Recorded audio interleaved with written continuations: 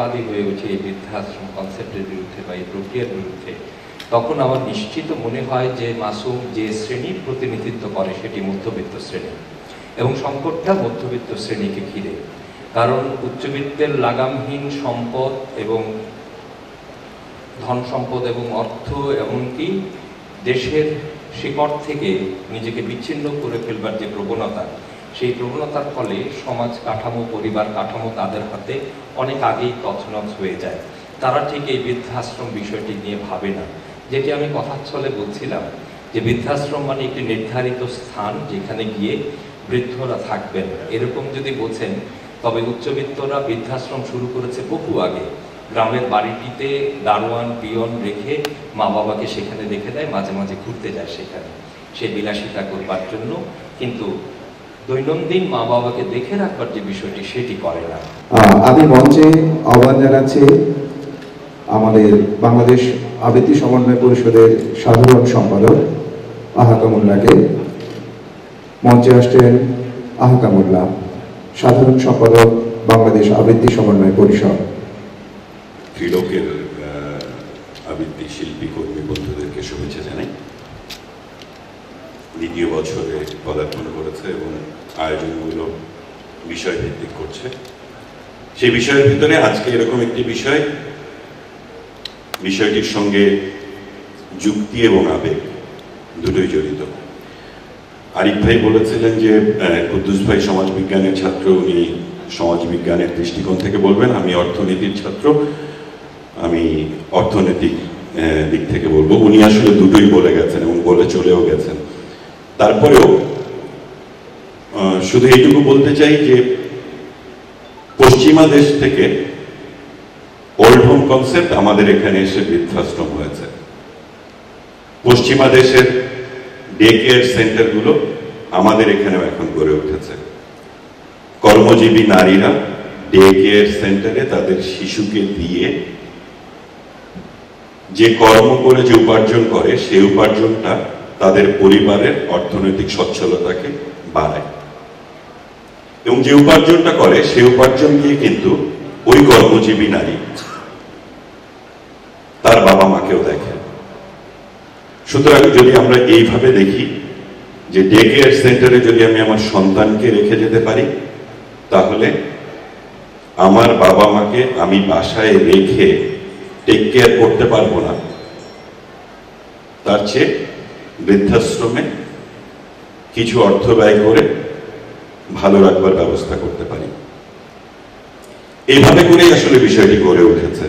মধ্যবিত্ত শ্রেণী সংগ্রাম করে তাদের জীবনকে সচ্ছল রাখবার জন্য, এবং মধ্যবিত্ত শ্রেণীর ভেতরেই এই বৃদ্ধাশ্রম কনসেপ্টটি অনেক বেশি কাজ করেছে। আমাকে যদি প্রশ্ন করা হয়, আমার সন্তান যদি আমার সাথে থাকে, তাহলে আমি আমার মা বা বাবা, আমার বাবা মারা গিয়েছে অনেক আগে, আমার মা যতদিন বেঁচে থাকবে আমি আমার মায়ের সাথেই থাকবো। আমার মাকে আমি কোনোদিন বৃদ্ধাশ্রমে যেতে দেব না। এটির সঙ্গে অনেকটা আবেগ জড়িত আমার। আমার মাকে আমি দেখেছি যে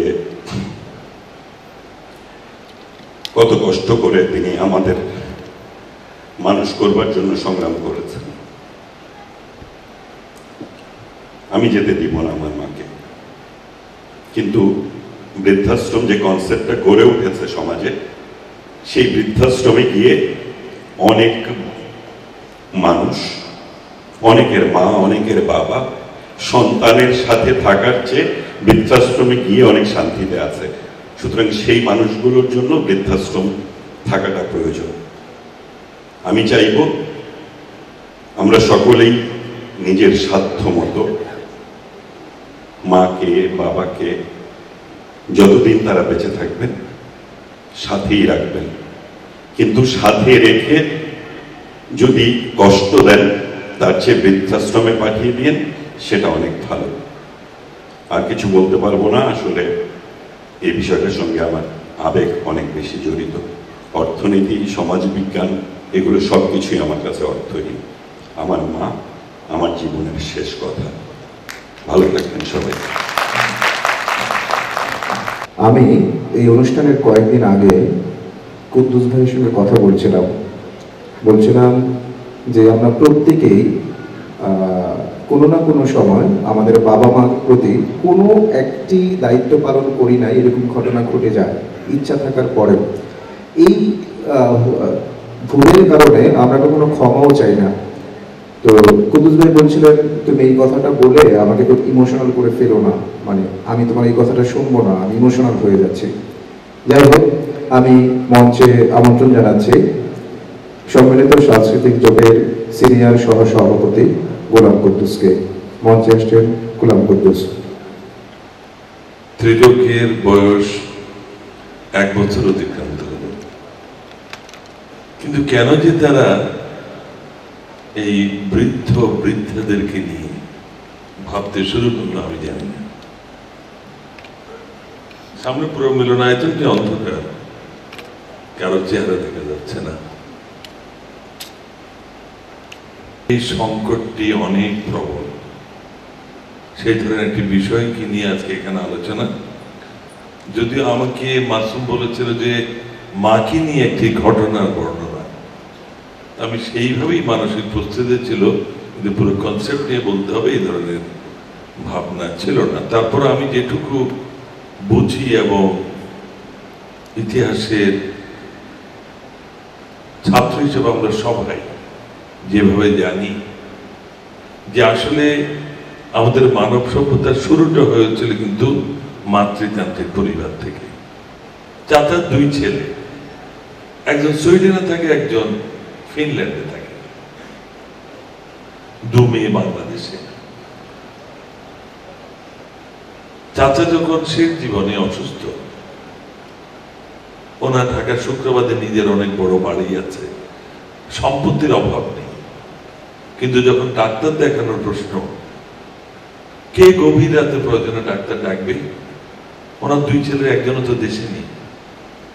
কখনো কখনো আমার ডাক পড়তো টেলিফোন, গভীর রাতে চাচা বা চাচির টেলিফোন বাজলেই ভয়ে আঁত করতাম, নিশ্চয়ই কোনো খারাপ সংবাদ। আমি কথাগুলো বলছি এই কারণে যে আমরা সবাই যৌথ পরিবার ভেঙে ব্যক্তি কেন্দ্রিক যখন হয়ে গেলাম, সন্তানরা যখন আলাদা আলাদা হয়ে গেল, এই আলাদা হওয়ার পিছনে হয়তো অর্থনৈতিক কর্মকাণ্ড যুক্ত, কিন্তু তার সাথে যুক্ত সাংস্কৃতিক বন্ধন, যার কারণে সেখানে ওল্ড হোমের এই কনসেপ্টটি তৈরি হয়েছে। আপনারা নিশ্চয়ই লক্ষ্য করেন, আমরা যখন ছবিতে দেখি তারা সেই নারীরা কিন্তু ওল্ড হোম শুধু নারীর পড়তে না, পুরুষদের অর্থ, তারা কিন্তু সেখানেই তাদের জীবনের ঠিকানাটাকে বেছে নিয়েছে, তাদের কোনো বিকল্প নেই। কিন্তু আমাদের দেশে এখনো কিছু কিছু ওল্ড হোম তৈরি হচ্ছে। এগুলো আমি মনে করি যে সামাজিক যে আমাদের ঐতিহ্য যেটা আছে, সামাজিক মূল্যবোধ যেটা আছে, আমাদের যে সংস্কৃতি আছে, সেই সংস্কৃতির বিপরীতে এখানে 2টো ধারা আছে। একটি হলো যে বাবা মাকে সন্তান দেখছে না, টেক কেয়ার করছে না, সুতরাং বৃদ্ধ বয়সে তাকে দেখবে কে? তার যদি কিছু সম্পত্তি থাকে সেগুলো নিয়ে বিক্রি করে বা তার আয় থেকে সে ওল্ড হোমে চলে গেল। কারণ অন্তত পক্ষে সেখানে তো ওল্ড হোমে দেখবার কিছু লোক আছে, একটা অ্যাসোসিয়েশন আছে, আরো 10 জন বৃদ্ধ বা বৃদ্ধা আছে, সবাই মিলে সময়টা কাটবে। তার ঘরে তো সময় কাটছে না, সন্তান তাকে দেখছে না, প্রতিনিয়ত গঞ্জনার শিকার হতে হয়ে থাকে। সুতরাং এই ধরনের কিছু লোক ওল্ড হোমে যাচ্ছে। আর কিছু লোক আছে যে তাদের হয়তো সন্তান নেই বা তাদের সন্তান দেশের বাইরে থাকে, তাদের দেখবার মতো আত্মীয় স্বজন কেউ নেই, তাহলে কি করবে? তখন টাকা। গোলাম কুদ্দুস ভাইকে আমরা যখন কোনো আবেগঘন বিষয় নিয়ে কথা বলি, সেই বিষয়গুলার সুনির্দিষ্ট কোনো সূত্র থাকে না যে এটি ঠিক এটি ঠিক না। ভিন্ন মতামত থাকতে পারে, কেউ যুক্তিকে বেশি প্রাধান্য দেন, কেউ আবেগকে প্রাধান্য বেশি দেওয়ার ঠিক কি ঠিক না সেই প্রশ্ন এখনো আছে। আবার যুক্তিকেও অনেক বেশি প্রাধান্য দেওয়ার ঠিক কি ঠিক না সেই প্রশ্নও আছে। আমাদের আজকের যে প্রযোজনাটি তার সিংহভাগ অর্থাৎ 12টি স্ক্রিপ্ট আছে এখানে, তার মধ্যে 2টি সংগ্রহীত, আর সবগুলোই আমরা বৃদ্ধাশ্রমে যেয়ে বৃদ্ধ বৃদ্ধাদের সাথে কথা বলে তাদের কথাগুলোই নিজেরা লিখে আমরা উপস্থাপন করবার চেষ্টা করছি।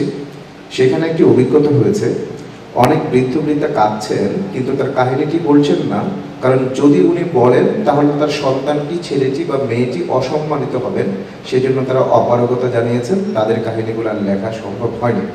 আমরা শুরু করছি আমাদের আজকের প্রযোজনা বৃদ্ধাশ্রম, আপনাদেরকে উপভোগ করবার জন্য আমন্ত্রণ রইল।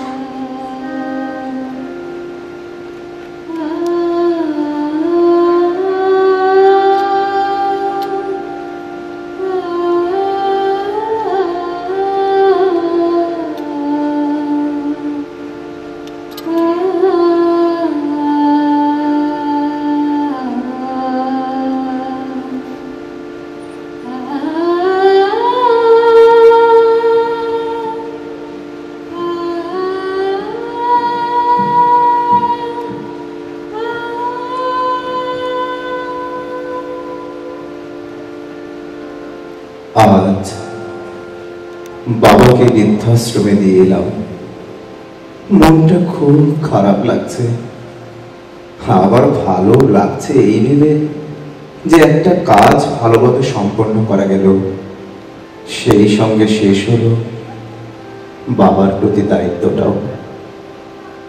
এবার সংসারটাকে নতুন করে গুছিয়ে নেব। বাসায় একটা গেস্ট রুম ছিল না বলে লোনার কত অভিযোগ, বাসায় গেস্ট এলে নাকি মান সম্মান চলে যায়। ঠিকই তো বলেছে, বাসায় একটা গেস্ট রুম প্রয়োজন বই কি। বাবাকে বৃদ্ধাশ্রমে পাঠানোর বুদ্ধিটাও লোনার। আমারও যে মত ছিল না তা নয়, তবে বাবারও বোধহয় সেরকমই ইচ্ছে ছিল, কারণ আমাদের মতামত জানানোর পর বাবা তেমন কোনো প্রতিবাদ করেনি। তাছাড়া আমার মায়ের মৃত্যুর পর বাবা ভীষণ নিঃসঙ্গ হয়ে পড়েছিলেন। সেখানে গিয়ে বাবা ভালোই থাকবেন, সমবয়সে অনেককে পাবেন সঙ্গী হিসাবে। না, কাজটা ঠিকই করেছি মনে হচ্ছে। আমার সমস্ত স্বপ্ন এখন আমার সংসারকে ঘিরে। লোনাকে ভালোবেসে বিয়ে করেছি, আমাদের দুজনের সংসারে অনাবিল আনন্দ বয়ে এনেছে আমাদের সোনার টুকরো ছেলে। ও আসার পর আমার জীবনটা একেবারে অন্যরকম হয়ে গেছে। আমি সমস্ত মনোযোগ এখন নিবদ্ধ করেছি আমার স্ত্রী আর সন্তানের দিকে। বাবাকে দেখবার সময় কোথায়?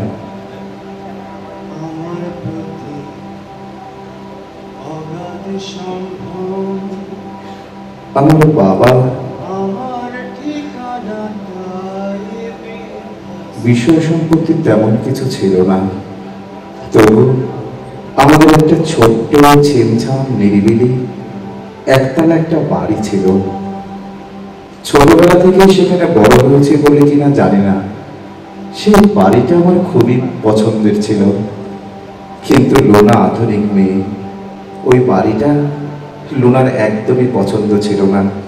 প্রায়ই বলতো পুরনো স্যাঁতস্যাঁতে পরিবেশ। পরে আমি ভেবে দেখেছি লোনা ঠিকই বলেছে। আমি তখন সবেমাত্র চাকরিতে ঢুকেছি, অন্যখানে বাসা ভাড়া নিয়ে আলাদা হব সে সামর্থ্য আমার তখনও হয়ে ওঠেনি। তাই লোনার পরামর্শে বাবাকে প্রস্তাব দিলাম, বাবা আমাদের এই ছোট্ট বাড়িটা জমি সহ বিক্রি করে দিলে যে টাকা পাওয়া যাবে তা দিয়ে মোটামুটি হাল ফ্যাশনের একটি ফ্ল্যাট পাওয়া যাবে, তাছাড়া কিছু টাকা ব্যাংকেও রাখা যাবে। কিন্তু বাবা আমার প্রস্তাবে রাজি হলেন না। তখন আমি লোনাকে নিয়ে আলাদা হয়ে যাবার ভয় দেখালাম, হুমকি দিলাম, যদিও জানি আলাদা হওয়ার সামর্থ্য আমার তখনও হয়নি। সে সময় আমাকে সাহায্যের হাত বাড়িয়ে দিলেন আমার মা। মা বাবাকে অনেক করে বোঝালেন, বাবা রাজি হলেন। কিন্তু এর পর থেকে বাবা আমার সঙ্গে ঠিক মতো কথা বলতেন না। আমার মা বাবার সঙ্গে সেই থেকে আমার বিশাল এক দূরত্ব সৃষ্টি হলো, যার কোনোদিন গোছে নেই।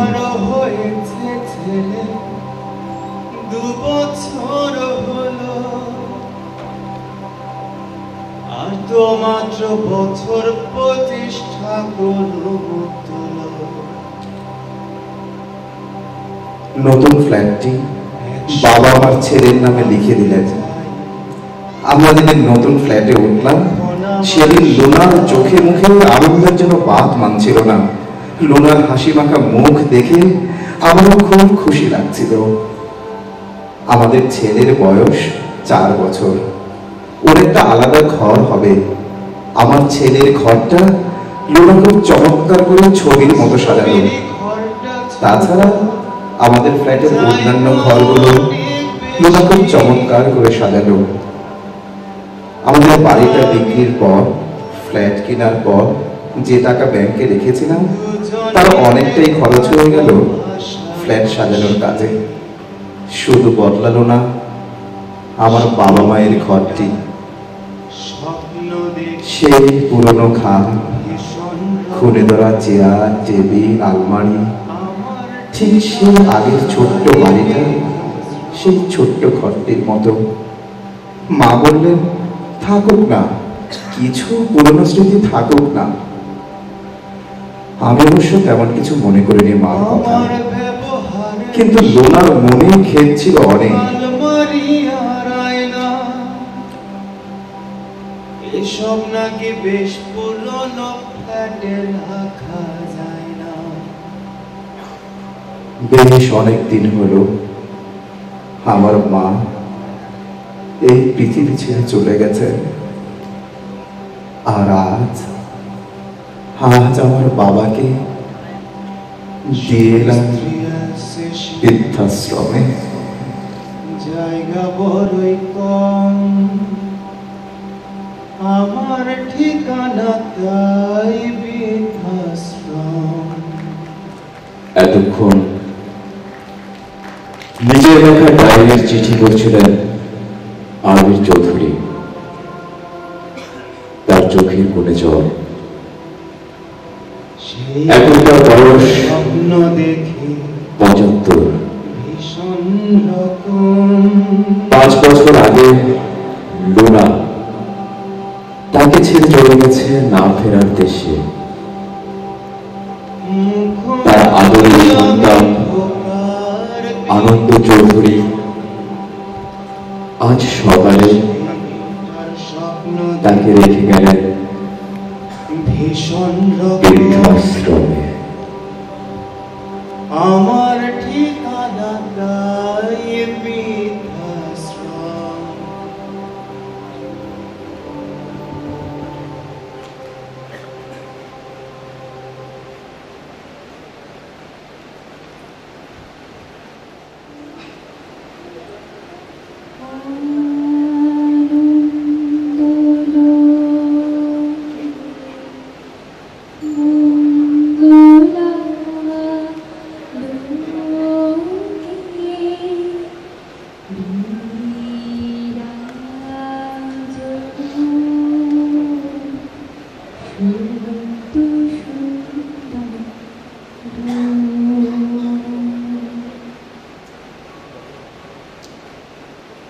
আজ পহেলা শ্রাবণ।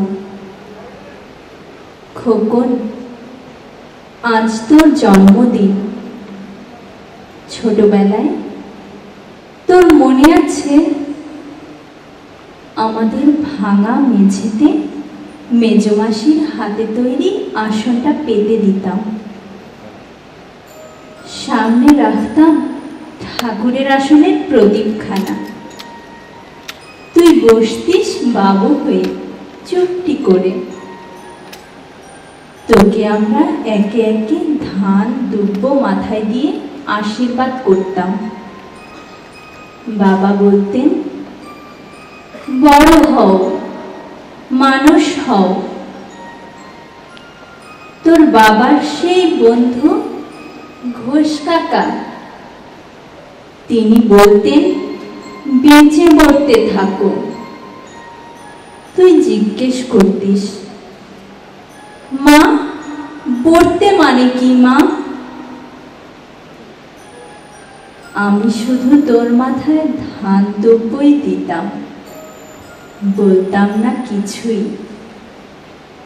শুধু মনে মনে বলতাম, ঠাকুর আমার খোকনকে মস্ত বড় মানুষ করে তোলো।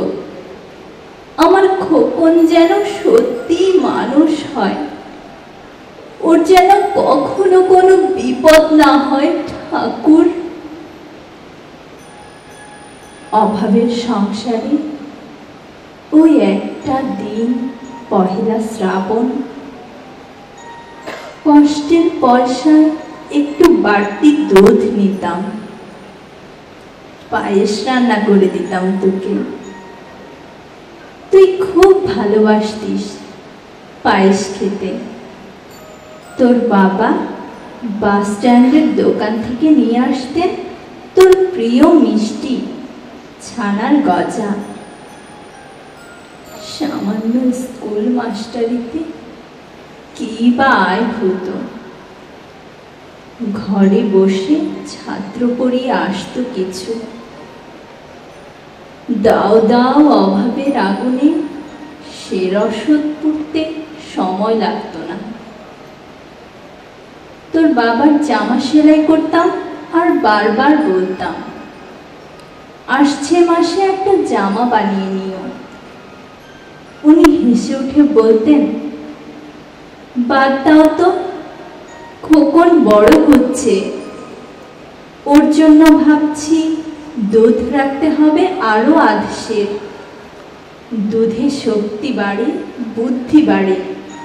শক্তি আর বুদ্ধি না হলে তোমার খোকন মস্ত বড় মানুষ হয়ে উঠবে কি করে? ভাবছি আরো দুটো টিউশনি নেব। ঈশ্বর আমাদের নিরাশ করেননি। তুই কত বড় হলি, সব পরীক্ষায় কত ভালো ফল হলো তোর। বাবা বললেন, আরো পড়ো, উচ্চশিক্ষাই উচ্চ সম্মানের একমাত্র পথ। তুই আরো পড়লি। তারপর তোর চাকরি হলো কত বড় অফিসে। তোর মনে আছে খোকন, প্রথম মাসের মাইনে হাতে পেয়ে তুই কত কি কিনে এনেছিলি? তখন তো আমরা উঠে এসেছি শ্যামবাজারে, 2 কামরার বেশ সাজানো গোছানো বড় ফ্ল্যাট। তোর অফিস থেকেই তো দিয়েছিল। সেই বাড়ি, সেই ঘর, সেই ব্যালকনি, কত স্মৃতি, কত ছবি। ওই বাড়িতেই তো আশ্বিনের এক ঝোড়ো বিকেলে, তোর মনে আছে খোকন, তোর বাবা যেদিনটাতে চলে গেলে? মনে আছে তুই যখন বাবার বুকের ওপর পড়ে কাঁদছিলি হাপুস নয়নী? সদ্য স্বামীহারা আমি সেদিন তোর সেই অসহায় মুখ দেখে আরো বেশি করে ভেঙে পড়েছিলাম। তোকে বুকে টেনে নিয়েছিলাম ছোটবেলার মতো, আর বলেছিলাম, কাঁদিস না খোকন, আমি তো আছি।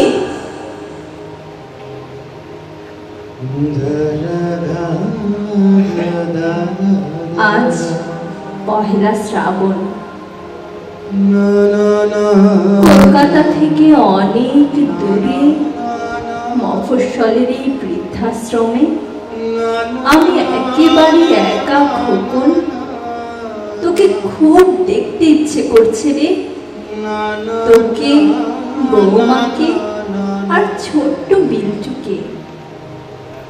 তোরা এখন কত দূরে, সল্ট লেকের মার্বেল বসানো ঝকঝকে বাড়িতে।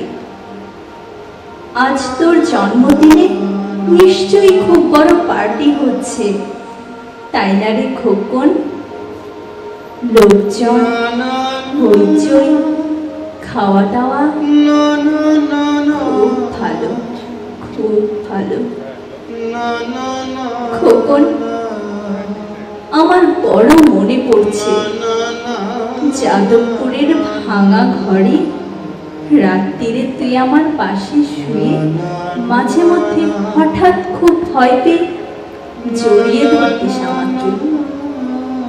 আমি বলতাম, ভয় কি রে, আমি তো আছি, মা তো আছে খোকনের।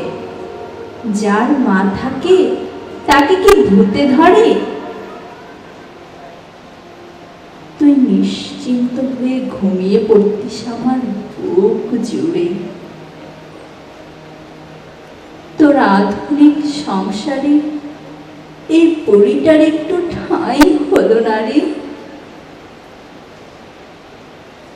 খোকন।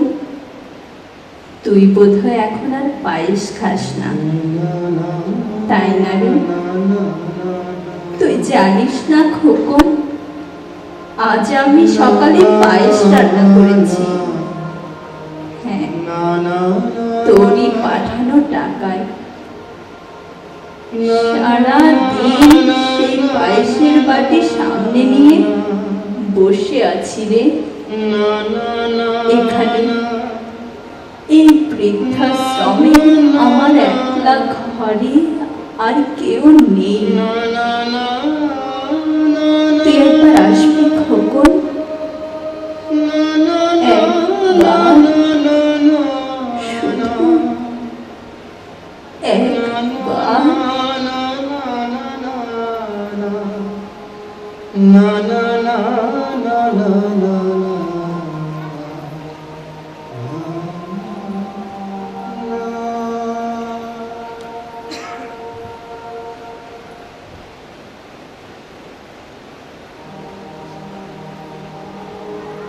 বাবা স্বাধীন, সম্ভবত এটা তোর কাছে লেখা আমার শেষ চিঠি। তাই অনেকগুলো জমানো কথার ভাণ্ডার নিয়ে বসেছি আজ।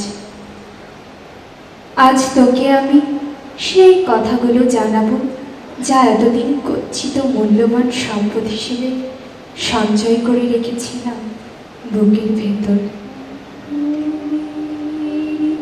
সময়টা ছিল 1971 সালের এপ্রিল মাস।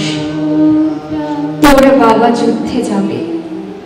তোর বয়স তখন সবে 3 মাসে পা দিয়েছে।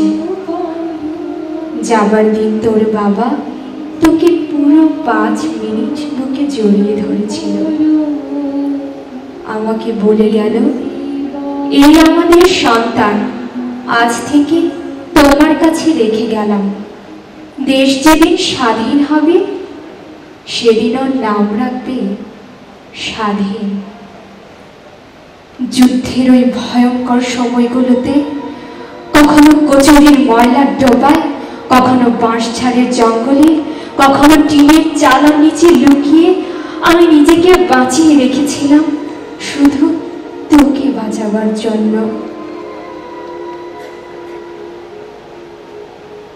দেশ স্বাধীন হলো, তোর নাম রাখলাম স্বাধীন। তোকে নিয়ে ঢাকায় চলে এলাম। অল্প যা কিছু বিদ্যা ছিল তার জোরে ছোটখাটো একটা চাকরি নিলাম। হাতে নিলাম তোকে উপযুক্ত মানুষ করে গড়ে তোলার পরিকল্পনা। নিজের পরিশ্রম, কষ্ট সব নিভে যেত তোর কচি মনটার দিকে তাকিয়ে। চোখে শুধু একটাই স্বপ্ন, তুই বড় হবি, অনেক বড়।